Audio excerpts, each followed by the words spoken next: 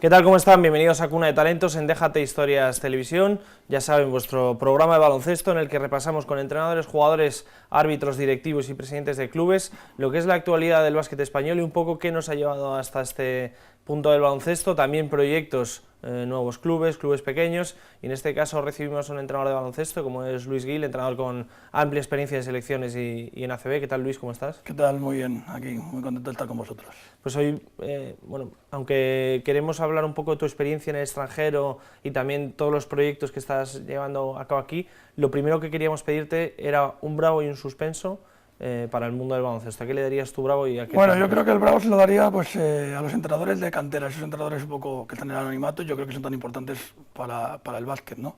Y que trabajan mucho y que no aparecen en los papeles, no aparecen en las entrevistas, aunque aquí en vuestro programa le estáis dando cobertura a ellos, ¿no? Que también es muy importante. Y el suspenso un poco a la guerra del baloncesto que hay, tanto de Euroliga, FIBA, ACB, todo esto que al final no es bueno para el baloncesto, que yo creo que deberíamos intentar sentarnos y conseguir pues un calendario, un programa y una forma de ver el básquet que fuera bueno para todos, ¿no? Yo creo que sería importante que lo hicieran, ¿no? Vamos a empezar hablando de esa experiencia tuya en el extranjero. ¿Cuál es, bueno, supongo que habrá ya unas llamadas antes de que llegase esa primera experiencia en el extranjero, pero bueno, ¿cómo llegó tu primera experiencia entrenando fuera de España? Bueno, la primera decisión que tomé fue cuando me cortaron en Murcia, fue decidir que yo creo que un poco el baloncesto aquí estaba teniendo problemas por el tema de la crisis económica, que estaba claro, pues, antes, ¿no? Pues muchos ayuntamientos, al final constructoras y bancos principalmente patrocinaban mucho el tema del básquet. Con la crisis económica en España esa situación se fue debilitando, las ligas un poco y sobre todo las ligas LEP, ¿no? Y un poco yo sabía que haría falta tarde o temprano irse fuera, ¿no? Entonces fue una apuesta primero de irme a Inglaterra, a Londres en concreto, a una academia de básquet que trabaja con jugadores jóvenes, con los mejores prospects, ¿no? que hay en el Reino Unido, para intentar mandarlos sobre todo a universidades americanas, que lo lleva Mark Clark, el padre de Daniel Clark, el jugador que está ahora en San Sebastián, que jugó en Estudiantes, en Murcia, en otros clubes aquí. Pues me fui un poco para el tema, intentar mejorar un poco el tema del inglés y ver un poco esa visión diferente del baloncesto, que a veces estamos metidos aquí en la burbuja y no. Entonces fue una apuesta un poquito de inversión, es decir, más que un tema económico ni un tema también de un proyecto deportivo, es una inversión en mí para intentar mejorar como entrenador y estar preparado para dar el salto luego, que luego, estando allí, recibí una llamada de fuera y fue cuando luego me fui a Venezuela. He estado 3 temporadas en Venezuela y también al haber hecho allí pues, buena temporada me ha abierto el mercado a poder ir a otros sitios en el resto del mundo. Cuando fuiste a Londres, ¿qué te chocó principalmente? Muchas veces, bueno, se dice desde fuera, no viviendo allí, que falta un poco esa cultura de baloncesto y no está el baloncesto tan extendido, pero ¿tú cómo lo viviste cuando llegaste allí? Tienes razón, falta la cultura del baloncesto porque es el sexto deporte, entonces al final no tiene la misma cultura que tiene aquí el baloncesto. Aquí el baloncesto es el segundo deporte después del fútbol y tiene esa repercusión y esa cultura. Sobre todo, además, yo creo que has dicho la palabra clave, cultura de básquet, no existe. Pero sí es verdad que por otro lado tienen los medios, porque la verdad que los medios económicos, los medios de instalaciones, los medios son muy buenos y tiene mucho apoyo gubernamental en ese tema, ¿no? Y muchas ayudas para poder esos jugadores además puedan estudiar a la vez que jugar, y yo creo que eso es importante. Y luego también tiene una cosa que yo creo que tiene mucho el jugador inglés, que a lo mejor ellos son peores tácticamente, digamos, que nosotros. Yo creo que también por esa cultura de básquet, que los niños empiezan mucho más pequeños, allí el minibásquet casi no existe. Entonces nosotros, claro, los niños empiezan con 5 años casi a jugar, entonces cuando llegan a tener 14 tienen un bagaje de baloncesto muy grande. Y por otro lado, lo que te decía, sí que tienen es un tema de físico, ¿no? Yo creo que son jugadores físicamente muy buenos, técnicamente buenos, y les falta un poco ese bagaje táctico que le da un poco esa falta de cultura del baloncesto desde tan pequeños. Bueno, precisamente por el tema de la estructura del baloncesto en Reino Unido, tú lo viviste en Londres. Quería preguntarte, decías que allí empiezan mucho más tarde los jugadores a a entrenar esos primeros pasos en el baloncesto, ¿cómo se estructura allí? Por un lado la formación y luego las ligas que serían profesionales o semiprofesionales. Allí primero casi no vi una canasta de minibásquet prácticamente en un año que estuve. O sea, era difícil ver una canasta de mini, con lo cual el trabajo de minibásquet es poco, ¿no? Yo creo que allí empiezan más tarde, ya a partir de los 13, 14, lo que sería aquí preinfantil, infantil, yo creo que empiezan a trabajar.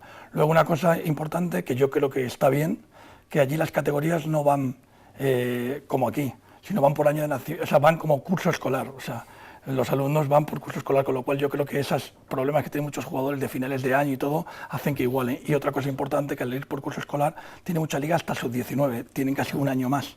Con lo cual, al final también ese periodo que aquí en España nos cuesta un poquito de ubicar a los jugadores una vez que acaban junior, pues allí tienes un año más, como el antiguo cuando aquí en España había juvenil y junior, que yo creo que es una categoría que todos decimos que debería ponerse y sigue sin ponerse, todo el mundo en cualquier conversación, en cualquier foro lo dice y no se hace, y esa sería un poquito la estructura en categorías inferiores. Sería igual, pero un poquito yendo a año escolar, no a año de nacimiento, ¿no? Luego ellos tienen montadas diferentes ligas, un poco como aquí, digamos que hay una liga privada, que es la liga profesional, la primera liga, y luego una liga organizada por la federación, que va desde División 1 a División 4, División 5, y va haciendo promociones y va subiendo. A diferencia de aquí, bueno, a diferencia de aquí, en teoría, ¿no?, es que la liga de arriba está cerrada, que no es porque tú ganes la liga en primera división, puedes subir a la liga profesional, sino que es por tema de franquicias, un poco estilo NBA, un poco ese concepto que hay en Estados Unidos, ¿no?, que un buen proyecto puede presentarte y subir directamente desde División 4 a Primera División si es un buen proyecto. Entonces, es un poquito la estructura que tiene montada, parecida aquí, pero con la diferencia que te he dicho. Como te decía yo aquí, a veces aquí desde prácticamente casi cuando ascendimos Murcia y Obradoiro a la vez, en 2011 me parece que fue, prácticamente ha sido muy difícil que un equipo ascendiera aquí, porque al final no estaba cerrada, pero por el tema de exigencias que había para poder subir a la Liga CB, era prácticamente una liga semicerrada, ¿no? Ahora parece ser que con la disminución de los criterios de avales y de dinero que hay que poner, pues yo creo que ahora volverá a haber bastante ascenso y descenso. Yo también creo que eso es bueno para el baloncesto, porque nosotros tenemos una cultura de luchar por algo, no solamente del tema espectáculo, ¿no? Es un tema cultural que hablábamos antes. Yo creo que España tiene la cultura de que hay que luchar por algo, ¿no? Es difícil plantear un partido de baloncesto sin que estemos luchando por algo, ¿no? Claro.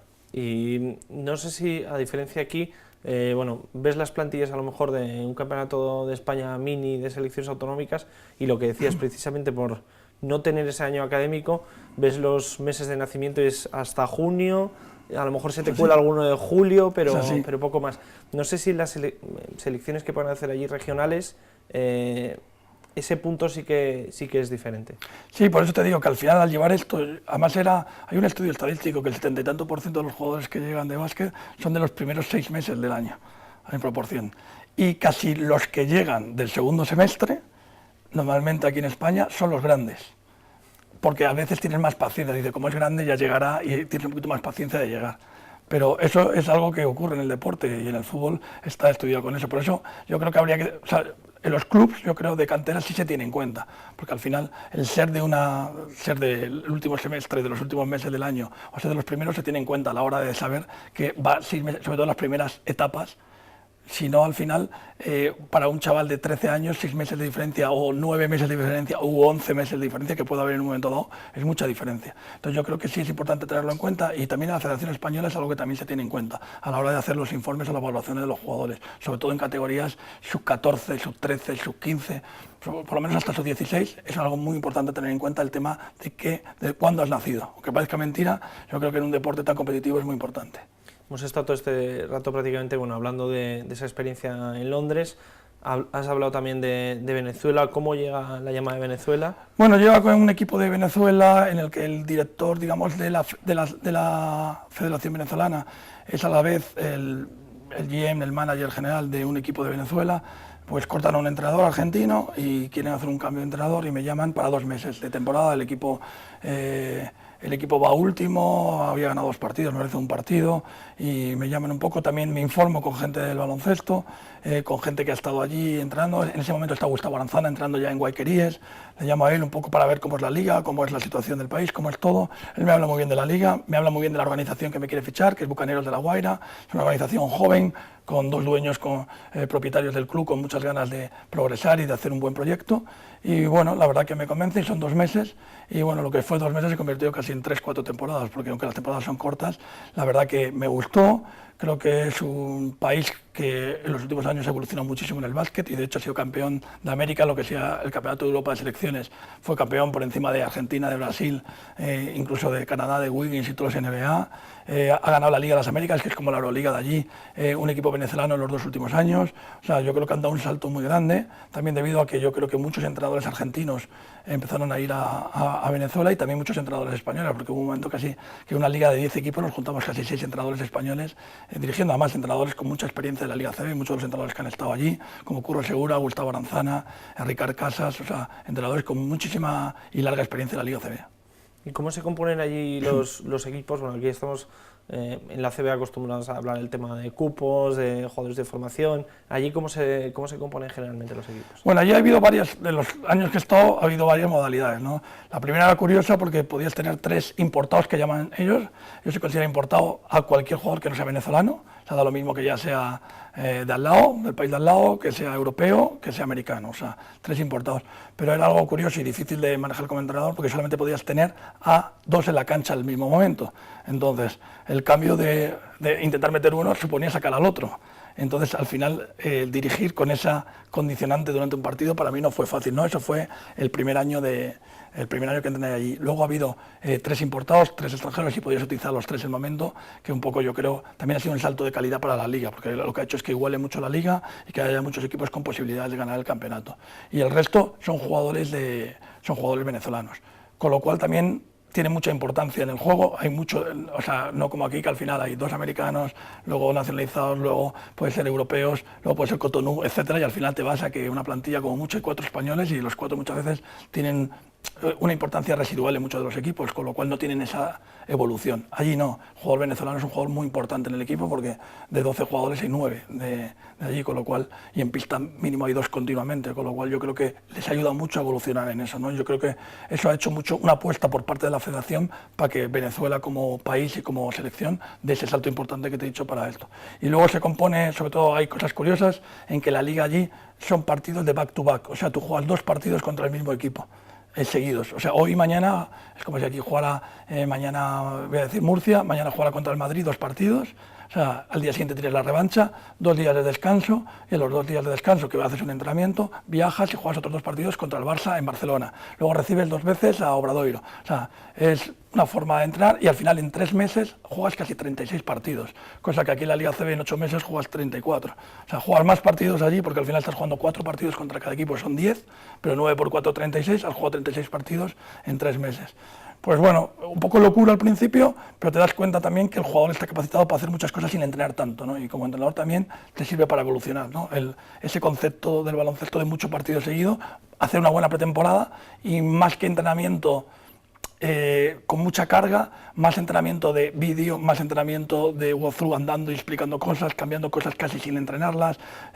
También allí los americanos muchas veces tienen contratos solamente de día, con lo cual puedes cortarlos y no te cuesta nada. Yo llego a tener una temporada 14 importados, o sea, con lo que supone para un entrenador continuamente entrar jugadores nuevos, con lo cual tienes que simplificar mucho las cosas para que el mensaje sea corto y sea concreto para los jugadores y no les compliques muchísimo la vida y ese jugador que entra nuevo pueda asimilar lo que tú tienes. O sea, me da una experiencia como entrenador, a mí me ha hecho crecer y ver otra visión diferente de lo que aquí hacemos. Entramos 7 días, dobles sesiones, etcétera, hasta que lo tenemos todo perfecto, no lo hacemos. Pues allí un poquito confiar más en el jugador y la capacidad de él para hacer cosas aunque no las hayas entrenado tanto. ¿Y qué diferencia te encontraste? Bueno, ahí has hablado de una diferencia clara en lo que sería una planificación de un equipo a lo mejor de ACB que solo juega una competición o incluso uno que juega 2, que puede jugar 2 o 3 partidos por semana, que ahí te encuentras 2 partidos uno detrás de otro, pero ¿qué diferencia principal te encontraste entre entrenar jugadores europeos o a lo mejor un equipo ACB que hay una minoría española y allí que es la mayoría venezolana y como dices esos importados que es la parte más pequeña del equipo? Yo siempre he dicho que ellos son muy buenos físicamente y técnicamente.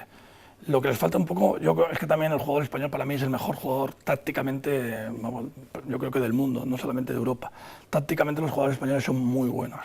Y entonces al final te ayudan a hacer muchas cosas. Allí creo que tienes que reducir mucho más el tema táctico, tienes que simplificar las cosas. No puedes ir aquí muchas veces los equipos de ACB nos vamos a 50, 60, 70 sistemas, no sé cuántas defensas, defensas del pick and roll 50, etcétera, y son capaces los jugadores de hacerla.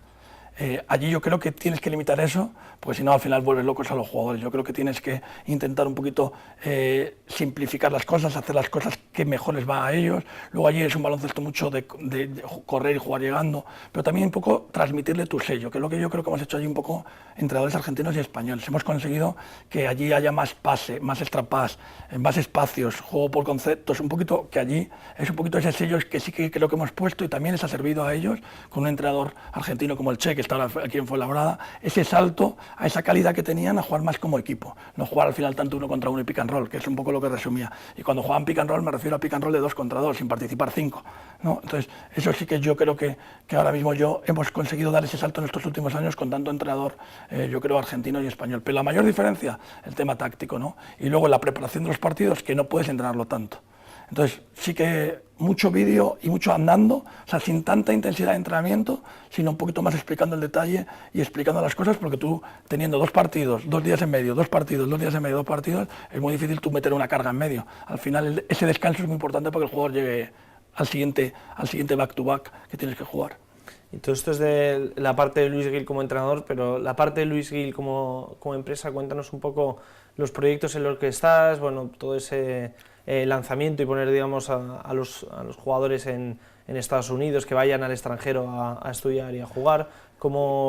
¿Qué es lo que estás haciendo en ese sentido? Bueno, como yo también te dije en ese 2011 por ahí, también la situación del básquet, yo creo que depender como entrenador profesional sobre el baloncesto y tener solamente eso es difícil. Y unido a eso, a mi inquietud que tenía muy grande de ver a muchos jugadores que quieren ser profesionales aquí en España, y que, bueno, mi hijo mismo, que está en un club normal, y ayer, por ejemplo, termina de entrenar a las 10:30 de la noche.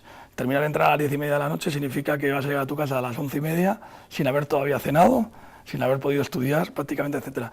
Todo esto a mí me produce una inquietud que muchas veces los chavales aquí en España tengan que decidir entre estudiar y jugar a básquet, que yo creo que es lo que no debería ser para mí, que deberíamos intentar integrarlo en la educación para que pudieran hacer eso. Es verdad que yo estando en Inglaterra vi como el sistema anglosajón sí que integraba esto y que un chaval a las 5 de la tarde había terminado de poder entrenar con su equipo, haber hecho técnica individual, haber tenido 1 hora de biblioteca y haber hecho todos los estudios, que parece mentira, y aquí a las 5 de la tarde todavía no han terminado el colegio y no han hecho nada de eso. Entonces, un poco con esa idea, sí que me apetecía que esos chavales de todos los deportes, no solamente de básquet, sobre todo, además, de baloncesto, lo que menos, porque lo más difícil en Estados Unidos es conseguir una beca de baloncesto masculino, pero baloncesto femenino y todo el resto de deportes, fútbol, atletismo, golf, puede ser natación, un montón de deportes que gente que tiene ese talento, que pueda exprimir ese talento a la vez que, por si acaso, al final no llegas a ser profesional de ese deporte, tú puedas tener un plan B, una carrera a la que poder. Yo creo que el país ideal para hacerlo es Estados Unidos, porque yo creo que ellos quieren tener mucho talento e intentan dedicar muchos recursos, que los tienen, mucho dinero, para que el talento vaya allí y a la vez puedas hacer estudios. Entonces, bueno, pues creamos una empresa que se llama W2A, que lo que estamos haciendo es intentar que esos chavales puedan tener ese sueño americano de poder, a la vez que están haciendo su deporte preferido, utilizar el deporte para estudiar una carrera. Y cuando acaban a los 22 años, que decidan si siguen la carrera profesional del deporte que sea o si inician una carrera en lo que han estudiado, en business o en lo que hayan estudiado en Estados Unidos. Entonces, la verdad que yo creo que ahora mismo sí que existe la inquietud en España por eso y cada vez más chavales están queriendo irse fuera para poder hacer ambas cosas y que cuando acaben a los 22 pues decidir si siguen jugando o si se deciden a hacer su carrera y hacen el deporte como algo al final como un hobby, no como una carrera. Y la verdad que contento por ayudar a esto. Es una forma también de crear otra forma también de no depender solamente para mí como entrenador del baloncesto, pero a la vez ayudar a jóvenes, a chavales a poder conseguir ese sueño, ¿no?, de poder estudiar y de hacer el deporte que más les gusta. Cada vez son más los jugadores que estáis mandando allí a Estados Unidos. No sé si, independientemente del deporte, hay alguna carrera que demande más en global, de decir, bueno, hemos mandado jugadores de 5 o 6 deportes, pero alguna carrera que demanden ellos más allí en Estados Unidos. A ver, lo típico es intentar hacer business mucho, ¿sabes? Porque al final es la carrera más general y cuando alguien no tiene claro, como ocurre en España aquí, es un poco, muchas veces aquí, al final, derecho y económicas no es como las dos carreras que un poco todo el mundo cuando no tiene claro. Como allí derecho no se puede estudiar porque, es decir, no tiene valor estudiar allí derecho porque luego aquí no tendría la convalidación, pues muchos optan por business y muchos luego también estamos haciendo otra cosa diferente, que no es mandar solamente deportistas, intentamos becar a gente que tiene talento académico. Entonces hemos creado como un programa a nivel nacional en que van a participar muchos colegios en los que vamos a intentar dar 6 becas para chavales que se quieran ir fuera. Van a participar, vamos a intentar que participen más de 100 colegios aquí en España y van a luchar por esas 6 becas que les permita por estudios irse a Estados Unidos. O sea, gente que también no tiene solamente el talento deportivo, sino el talento académico. Y aunque parezca mentira, un chaval con buenas notas aquí y que tiene un nivel económico puede conseguir una beca del 50-60% en Estados Unidos, que al final te puede salir como una carrera privada aquí. Entonces, pues ahora veremos en esta nueva etapa que hemos iniciado del tema académico cuántos chavales y un poco qué carreras demandan más. Sabes que también el tema de medicina, si esto allí no se puede hacer porque allí la medicina es un posgrado, entonces también eso también tiene ciertas cosas que hay que conocer para poder también, no todo el mundo puede ir a Estados Unidos a estudiar, sino depende de los perfiles y lo que quieres estudiar allí. Y un poco en qué tipo de, centrándolo en baloncesto, ya sea masculino o femenino, qué tipo de perfil de jugadores vais buscando y qué volumen ahora mismo estáis manejando de gente que va para Estados Unidos. Mira, de básquet. Lo primero es casi un tipo de gente, no es el top del deporte, o sea, sobre todo en baloncesto no, porque los top de deporte primero tienen contrato profesional y si tienen un contrato tuyo no puedes estar en Estados Unidos, 1. 2, a un buen jugador de básquet nosotros no nos hace falta, o sea, no le hacemos falta. Si mañana quiere un jugador top ir a Estados Unidos tendrá 60 ofertas de universidades americanas, o sea, no es eso. Queremos más el que quiere utilizar el deporte como medio para estudiar una carrera, o sea, es un poco el concepto, gente de un nivel medio alto, pero no la gente top, digamos, de selecciones españolas, ni eso, sino esa gente que está, por aquí en Madrid hemos mandado gente del Brains, por ejemplo, de Alcobendas, de San Jorge, de diferentes clubes de aquí de Madrid que tienen un buen y han conseguido becas de un tanto por ciento que les ha permitido poder estudiar allí. Eso es un poco el perfil gente. Sí que en otros deportes sí que puede ser esa gente top, porque al final los medios que tienes para hacer atletismo, hacer natación, etcétera, en Estados Unidos, y además como va por marca, es más fácil conseguir una beca allí. Y luego estamos moviendo, empezamos casi hace 3 años firmando 25 niños, ya estamos por 170 niños prácticamente, y la verdad que va en aumento, porque al final yo creo que esa inquietud que no se conocía, yo creo que cada vez la selección española sub-20 este año, yo creo femenina, creo que de 12 jugadores han ido 10, venían de Estados Unidos. O sea, la gente quiere cada vez más eso, porque al final yo creo que es importante tener una formación aparte del deporte, o sea, que no tengamos que elegir entre formación académica y formación deportiva, que podamos hacer las dos cosas a la vez. Y yo creo que también en España se podría hacer. O sea, se podría hacer los clubs, llegar a acuerdos con universidades privadas, etcétera, para intentar dar eso a los jugadores. Para mí me parecería, si volviera a la cantera, sería para mí un reto que me pondría importante en el club que fuera, que los jugadores pudieran estudiar a la vez. No sé cómo, pero es algo que me pondría de reto si llevara una cantera de nuevo aquí en España. Luis Gil, pues te damos las gracias por este rato aquí hablando de tantos proyectos como, uno como es W2A y también tu carrera como entrenador en el extranjero. Ya nos iremos viendo, iremos hablando, pero bueno, desearte mucha suerte con estos proyectos y también con tu trabajo como entrenador de básquet. Pues muchísimas gracias y gracias por invitarme y por hacer, como dije antes en el aplauso, ¿no? Por ayudar así al deporte de base y a gente que no aparece tanto a poder dar su opinión y contrastar aquí esa gente que trabaja tanto por el baloncesto y que es tan importante. Y gracias a todos vosotros, ya sabéis, Cuna de Talentos en Déjate Historias Televisión, todos los días a las 11:30 de la mañana, a las 11:30 de la noche, con los protagonistas del básquet español, del básquet europeo y sobre todo con todos esos que aportan su granito de arena para que el mundo de la canasta cada día esté un poquito mejor.